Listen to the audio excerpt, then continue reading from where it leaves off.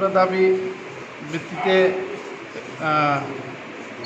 সমষ্টি উন্নয়ন আধিকারিকের নিকট যে ডেপুটেশন দিচ্ছি, এটার মেন হলো 5 দফা দাবির ভিত্তিতে।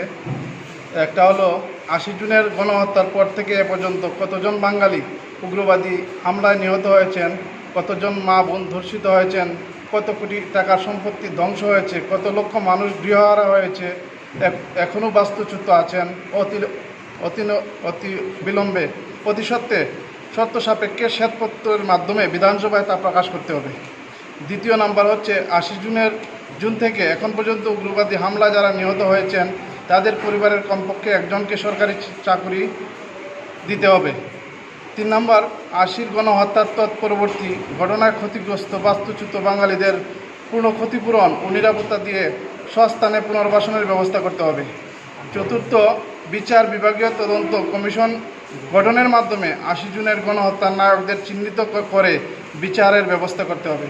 5 নম্বর, ত্রিপুরার গ্রেটার ত্রিপুরাল্যান্ডের মতো বিভেদমূলক আইন বা বিধি চালু করা চলবে না। এই 5 দফার ভিত্তিতে আমাদের আজকের ডেপুটেশন।